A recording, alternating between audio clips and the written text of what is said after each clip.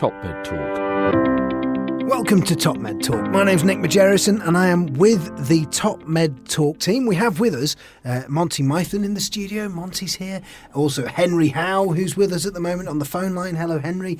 And also we have Desiree Chappell. And the reason we're here is because we're celebrating success, aren't we, Monty? We are. We've had an incredible week. The TopMedTalk team can be very proud. We set a goal at the beginning of the year for 10,000 downloads in the first full year of TopMedTalk after the hard launch, which was in January, February of this year.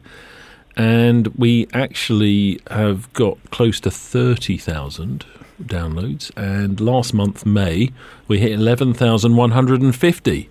In more than 90 countries around the world. So well done, team.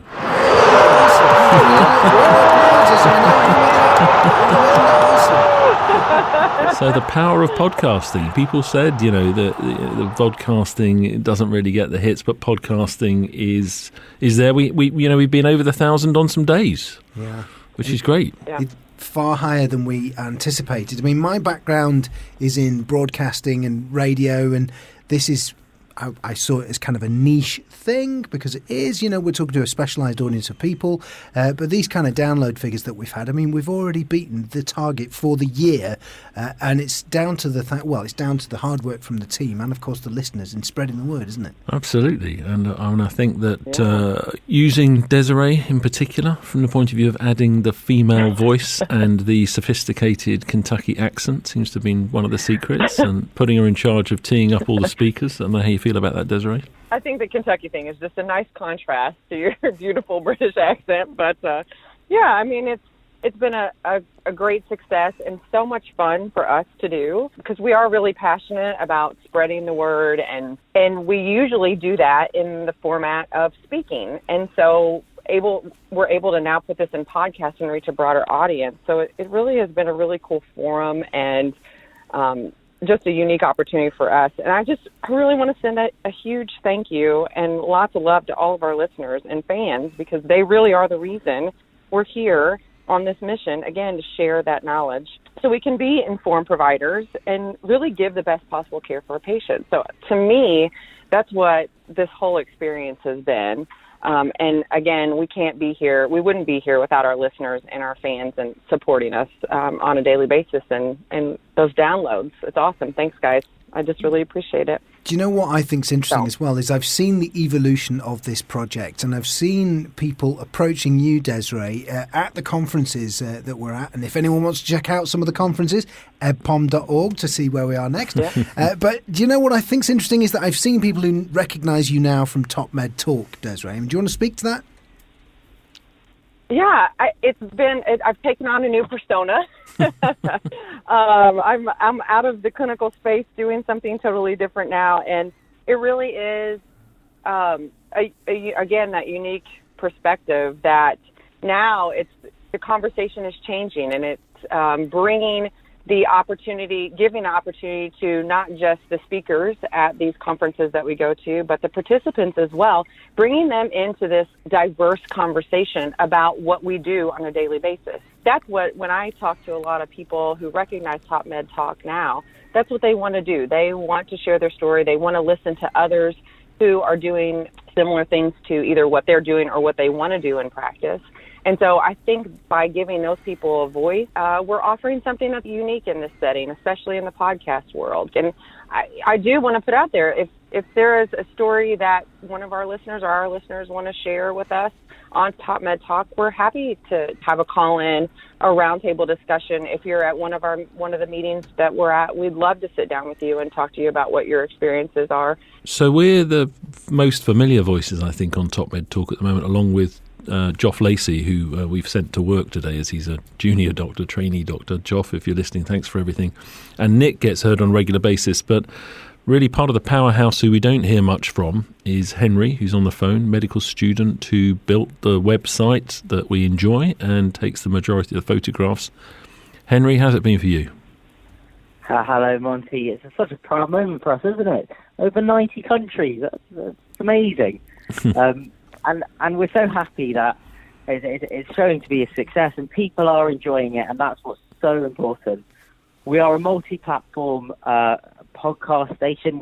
You can find us on Apple Podcasts, Spotify, Stitcher, SoundCloud, you name it. And then we're also on social media. Find us on Facebook, Twitter, LinkedIn. We really do try to make it as easy as possible for the listeners to get access to really cutting-edge knowledge and just stuff around perioperative medicine, anaesthesia, and enhanced recovery. Really proud. Can I mention something as well? Henry, you're a medical student and you're in the lab at the moment. Am I right about that? Yeah, I am at the moment, in Southmead Hospital in Bristol. And what are you doing at the moment? What currently are you learning as a part of your student duties? Yeah, so I'm doing a master's research project looking into some prostate cancer, and a fantastic opportunity to spend a year with the great team here in Southmead, learning how to do more research techniques and also developing my knowledge in general. So I was just looking, we're up to 94 countries now, and we've got it covered from Australia to Zimbabwe, the A to Z of world coverage. Well, we should stop being so self-congratulatory. What are we going to do next? What can we do better? Yeah, I think expanding our listenership by providing different types of formats at meetings. It's not just going to be roundtable discussions and the simple kind of podcast that we're doing. We're going to be really focusing on those broadcasting opportunities that you can listen while we're at the meeting. You can sit at home and listen and really try and focus on that, as well as we keep talking about the MOOC, or providing educational opportunities with the content that we've recorded during our meetings and offering that up to listeners in perpetuity. I mean, you can listen and do this, attend a conference at any time. So I think those are really great opportunities. And we're opening up to other specialties. So we're starting to court relationships with other ologies, other practitioners. We're looking for other voices from around the world. We want to get some other some people, some polyglots in, so we can open up to parts of the world that speak different languages. Nick, what else is on your list? Yeah, well, on my list, obviously, the MOOC that Desiree mentioned there, for anyone who doesn't know that, that's a massive online open course. That's what that stands for. And then the other thing is, and one of the reasons we wanted to do this podcast, is we are absolutely keen on getting feedback from people. We love reading the emails that people send in. And the email address is contact@topmedtalk.com. So if people can feed in with them, we're enjoying that side of things, and the listener feedback side is an area that I think we want to develop as we move forward. Henry, we've talked as well about educational material that looks through the different phases of developing as a doctor and other practitioners. So some medical school work, some trainee work. Where do you stand on that? Yes, I think it's a great opportunity. It's an excellent way of sort of reading around your sort of core materials. And how we can develop is something that we look to the future. It could be in the case that we sort of have an online podcast, audio version of your textbook, or just supplementary knowledge. It's a great way to listen in to medical news and information without having to shift through pages and pages of textbooks. And we're going to get Nick back up with his news items. I think the Chile piece was particularly popular. That's right. Yeah, TopMedTalk News with the trial program that we did. That's on its way back, isn't it? Yeah. No. And again, contact@topmedtalk.com. If there's a story you want us to cover as part of TopMedTalk News, then we've been relying on a lot of feedback from listeners in that area. And our dance card is pretty full, our dance card. In other words, week after next, I think you are out with a team covering the Extreme Everest Symposium at Duke University Medical Centre. That's right. Then there's the perioperative course from the Morpheus Consortium Duke down in Orlando. In between those two, Desiree, I think you're in with Henry and some others for a special perioperative quality initiative about fluid management. And then we've got the whole series of the EBPOM meetings coming up, whether that's EBPOM London, EBPOM Chicago, EBPOM Dingle, and then we're back to the ASA in San Francisco. Sounds exhausting. Yeah.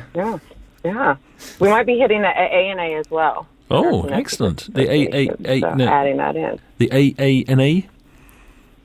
Yeah, correct. So the ASA is the Association, the American Society of Anesthesiology. What's the AANA? American Association of Nurse Anesthetists. There we go. Fantastic. There we are. Also, by the way, just a quick note whilst we're chatting, don't forget to follow us on Twitter. Don't forget to follow us on all of the different social media platforms that we occupy. Specifically Twitter, though, TopMedTalk on Twitter. If you find us there, then we can interact with you like that. Great stuff. Joe, the power. So myself and Nick are in the studio. Henry, place check. Where are you at the moment? In Southmead in Bristol.